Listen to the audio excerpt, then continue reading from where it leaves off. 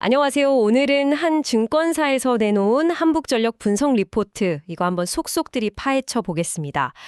특히 목표 주가를 꽤 많이 20% 넘게 올렸더라고요. 그래서 시장의 주목을 받았는데 네, 그렇죠. 어떤 논리로 이런 전망을 내놨는지 그 배경과 의미 한번 깊이 들어가 보죠. 네, 그 리포트를 보면요. 한국전력 3분기 실적이 아마 시장 기대치를 클 거예요. 이렇게 예측하면서 앞으로 비용 구조가 좀 개선될 가능성이 높다. 여기에 주목하고 있습니다. 아, 비용 구조 개선. 네, 단순 숫자 나열보다는 그 숫자들 이면의 의미, 또 앞으로 어떻게 될지 이런 걸 좀 짚어보는 시간이 될 것 같습니다. 좋습니다. 그럼 이 리포트가 딱 던지는 핵심 메시지, 그리고 이게 한전의 미래나 관련 산업에 주는 시사점, 지금부터 한번 본격적으로 얘기 나눠보겠습니다. 자, 가장 먼저 눈에 띄는 건 역시 목표 주가죠.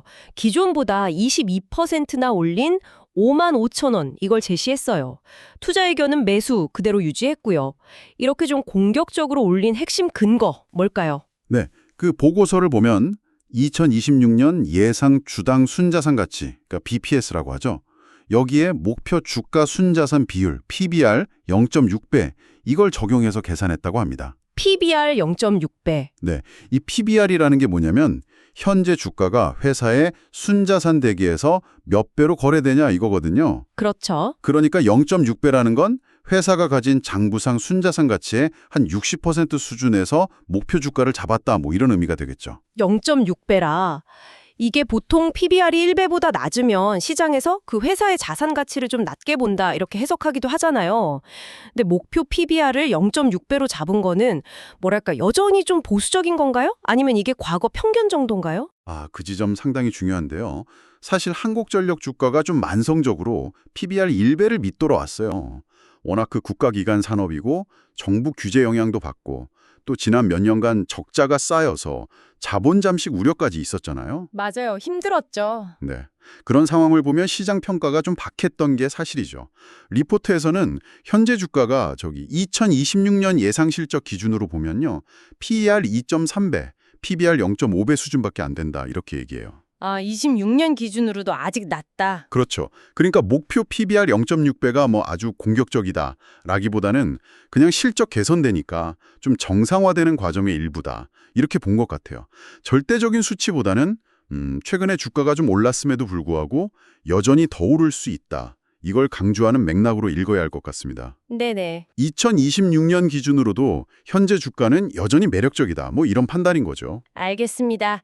단순히 0.6배라는 숫자만 볼 게 아니라 그동안 한전이 처했던 상황하고 현재 주가 레벨을 같이 봐야 된다는 말씀이시군요. 자, 그럼 이제 구체적인 실적 전망 이쪽으로 가보죠. 3분기 실적이 어닝 서프라이즈 수준일 거다. 네, 그렇습니다. 3분기 영업이익을 5.8조 원 이렇게 예측했는데 이게 작년 같은 기간보다 70% 넘게 증가한 수치입니다. 와, 70%요? 네, 시장의 예상치, 그러니까 컨센서스보다도 훨씬 높은 수준이고요. 이야, 70% 증가는 정말 대단한데요. 근데 매출은 그 정도로 안 늘었는데 이익이 이렇게 확 늘어나는 비결, 역시 비용 절감인가요? 정확합니다. 매출액은 전년 동기 대비 한 4.6% 증가, 27.3조 원 정도로 예상이 되는데 이익 증가율이 훨씬 높죠. 그러네요. 보고서를 보면 여름철 전력 수요는 꽤 있었지만 작년 3분기가 워낙 더웠어서 그 기저효과 때문에 전력 판매량 자체는 약간 증가하는 데 그칠 걸로 봤어요. 그럼에도 이익이 이렇게 폭발적으로 느는 건 말씀하신 대로 비용, 특히 연료비하고 전력 구입비, 이게 확 줄었기 때문입니다. 아, 비용 구조가 정말 극적으로 개선됐다는 거군요. 항목별로 조금만 더 자세히 설명해 주시죠. 우선 발전에 들어가는 원재료죠, 연료비. 이게 5.4조 원으로 작년 3분기보다 19.3%나 줄어들 걸로 추정됩니다. 와, 19.3%? 네, 최근에 원달러 환율이 좀 올라서 수입 비용 부담이 있었는데도 불구하고 국제 석탄 가격이나 LNG, 그 액화천연가스 가격이 상당히 좀 안정세를 보였고요. 특히 상대적으로 좀 비싼 LNG 발전 비중을 줄인 거, 이게 주요했다고 분석합니다. 환율 상승이라는 악조건을 원자재 가격 하락하고 발전 믹스 조정으로 충분히 상쇄하고도 남았다, 이런 거네요. 근데 이런 원자재 가격 안정세가 계속 갈 거라고 보는 건가요? 워낙 변동성이 크잖아요, 이 시장이. 물론이죠. 국제 에너지 가격은 누구도 장담 못합니다.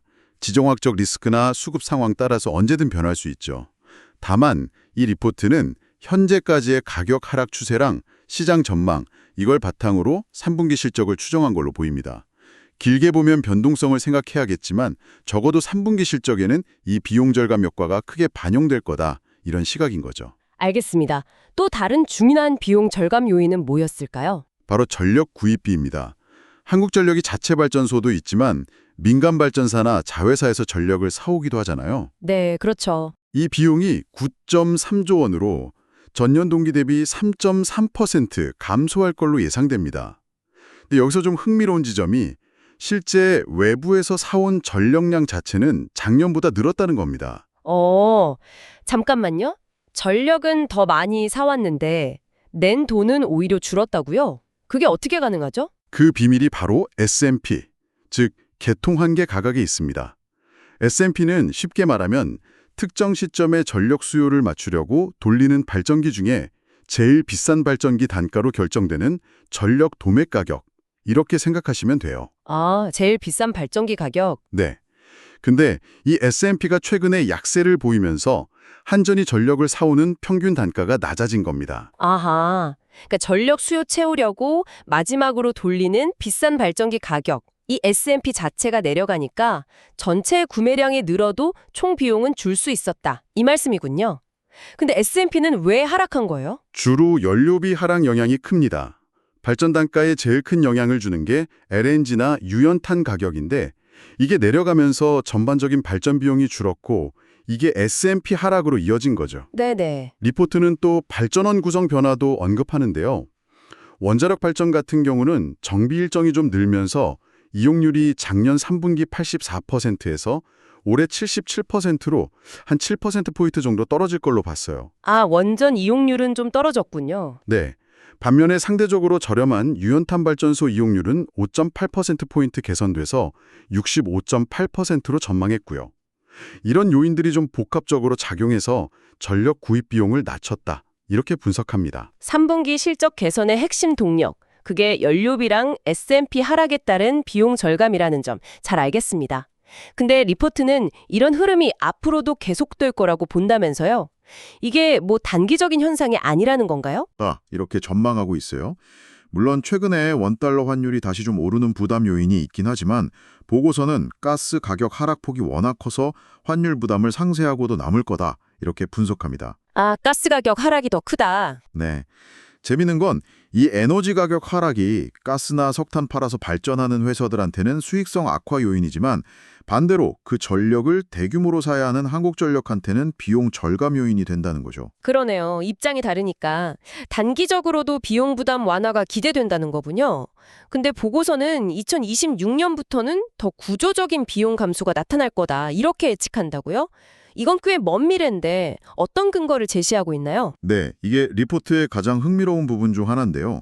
중장기적인 관점에서 특히 한국전력 영업비용에서 제일 큰 비중을 차지하는 게 전력 구입비인데 이게 2026년부터는 본격적으로 감소 추세에 들어설 수 있다, 이렇게 전망합니다. 2026년부터요. 어떤 변화가 있길래요? 크게 세 가지 요인을 꼽고 있습니다. 첫째는 예전에 유가가 아주 높았을 때 비싸게 계약했던 장기 천연가스 도입 물량 비중이 2026년을 기점으로 점차 줄어들 걸로 예상합니다. 아, 비싼 계약이 끝나는군요. 네, 그러니까 평균 가스 도입 단가가 낮아질 수 있다는 거죠. 둘째는 점진적으로 늘어나는 재생에너지 발전 비중이 구조적으로 S&P 약세를 유발할 가능성이 크다고 봅니다. 셋째는 최근 몇 달간 국제유가가 꽤 가파르게 하락했는데 이게 보통 시차를 두고 LNG 가격에 반영되거든요. 그래서 앞으로 몇 분기에 걸쳐서 추가적인 비용 하락 요인으로 작용할 수 있다, 이런 분석입니다. 들어보니까 합리적인 근거들 같습니다. 고가 LNG 계약 종료, 재생에너지 확대, 그리고 유가 하락의 시차 효과. 이 세 가지가 맞물리면 2026년부터는 구조적으로 전력 공급 비용이 낮아질 수 있다, 이런 예측이네요. 근데 두 번째 요인, 재생에너지 확대가 S&P를 낮춘다는 부분은 좀 더 설명이 필요할 것 같아요. 보통 재생에너지는 간헐성 문제나 초기 투자 비용 때문에 오히려 비용 상승 요인으로 얘기되기도 하잖아요. 네, 그 부분은 분명 논쟁의 여지가 있습니다. 재생에너지 확대에는 송배전망 투자나 백업 설비 같은 추가 비용이 따르는 게 사실이죠. 근데 이 리포트가 주목하는 건 아마도 변동비 측면일 겁니다. 변동비요? 네, 태양광이나 풍력은 한번 설치하면 연료비가 거의 안 들잖아요. 그렇죠.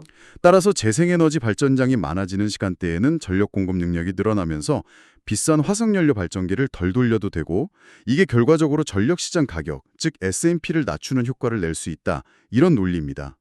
물론 여기에는 재생에너지의 간헐성을 효과적으로 관리하고 개통 비용을 최소화한다는 전제가 깔린 분석일 수 있습니다. 리포트의 핵심 가정 중 하나로 봐야겠죠. 아, 재생에너지의 그 연료비 제로 효과가 S&P를 낮출 수 있다. 이런 관점이군요. 상당히 흥미로운 분석입니다. 자, 이렇게 비용 구조가 개선되면 당연히 한전의 이익 체력도 좋아질 텐데요. 보고서는 여기서 한 걸음 더 나아가서 배당 가능성까지 언급했다고요. 오랫동안 적자에 시달렸던 한전인데 이건 정말 큰 변화 아닌가요? 맞습니다. 아마 투자자들 입장에서는 제일 주목할 만한 포인트일 수 있어요. 리포트는 현재 수준의 국제 유가가 계속 유지된다 이렇게 가정할 경우에 한국전력이 과거 적자 나기 전에 평균적인 배당 성향, 그러니까 번 돈 중에 얼마를 주주에게 배당금으로 주느냐 하는 비율인데 그 정도만큼 배당을 하더라도 네네. 미래 성장을 위한 투자 비용하고 막대한 이자 비용을 전부 감당하고 심지어 쌓여있는 빚, 차입금까지 줄여나갈 여력이 생길 수 있다. 이렇게 분석했습니다. 배당금을 주면서 동시에 빚까지 갚을 수 있는 수준의 이익 창출이 가능하다. 정말 놀라운데요? 그만큼 재무구조 개선 속도가 빠를 거라고 보는 거군요. 네, 그렇죠. 보고서 분석대로라면 상당한 속도의 재무 건전성 회복을 의미합니다. 물론 여기에는 현재 수준의 유가가 유지된다면 이라는 아주 중요한 가정이 붙어 있습니다. 그게 중요하겠네요. 네.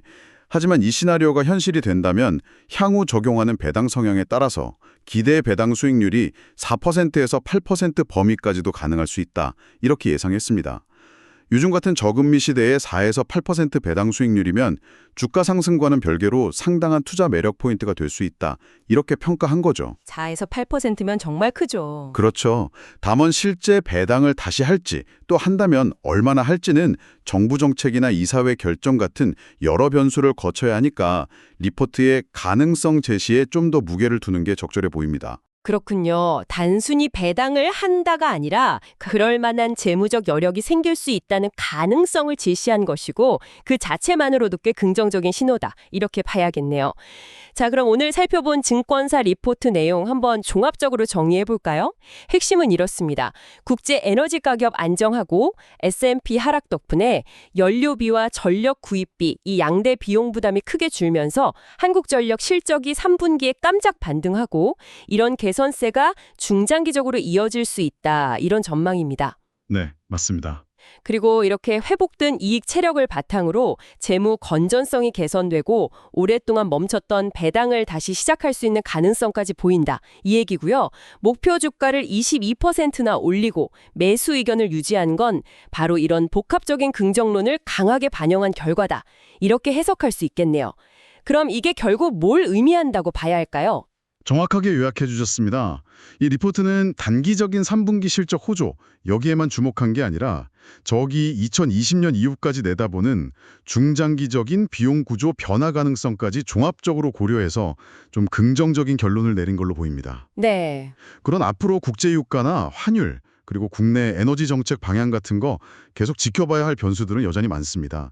하지만 적어도 이 보고서가 분석한 발언은 비용 측면에서 상당히 우호적인 환경이 만들어지면서 한국전력의 체질 개선이 좀 가시화되고 있다. 이 점을 높이 평가한 것 같습니다. 투자자 입장에서는 그동안 한전을 계속 짓눌러왔던 비용 부담이 좀 완화되고 있다. 이 점에 주목할 필요가 있겠습니다. 오늘은 한 증권사의 분석 보고서를 통해서 한국전력의 실적 개선 전망과 그 이면에 있는 비용 구조 변화에 대해 깊이 있게 들여다봤습니다. 핵심은 연료비와 전력 구입비 절감을 통한 이익 증가, 그리고 그 결과로 기대되는 재무 건전성 회복과 배당 재개 가능성이었습니다. 네, 특히 그 연료비하고 S&P 하락이라는 외부 환경 변화가 한국전력에게는 예상보다 더 큰 긍정적인 영향을 미치고 있다는 점, 이게 중요해 보입니다. 단기적인 실적 개선 폭이 상당히 클 것으로 예상되는 상황이고요. 오늘 저희가 나눈 이야기가 한국전력이라는 기업, 그리고 더 나아가 우리나라 에너지 산업의 현황과 미래를 이해하는데 조금이나마 도움이 되었기를 바랍니다. 마지막으로 한 가지 좀 생각해 볼 만한 질문을 던져드리고 싶습니다. 이 리포트에서는 장기적으로 재생에너지 비중 증가가 S&P를 안정시켜서 한국전력의 비용 부담을 덜어줄 수 있는 요인으로 꼽았는데요. 네, 그랬죠. 하지만 다른 한편으로 재생에너지로의 전환은 막대한 초기 투자와 개통 안정화 비용을 필요로 합니다. 그렇다면 궁극적으로 화석연료 중심에서 재생에너지 시대로 나아가야 하는 이 거대한 전환기 속에서 한국전력은 어떻게 지금 분석된 단기적인 수익성 개선 흐름을 지켜나가면서 동시에 에너지 전환이라는 장기적이고 비용이 많이 드는 과제를 성공적으로 이끌어갈 수 있을까요? 이 어려운 균형점을 어떻게 찾아 나갈지 고민해 보는 것이 앞으로 한국전력과 우리 에너지 시스템을 지켜보는 또 하나의 흥미로운 관전 포인트가 될 것 같습니다. 다음에 더 흥미로운 분석으로 찾아뵙겠습니다.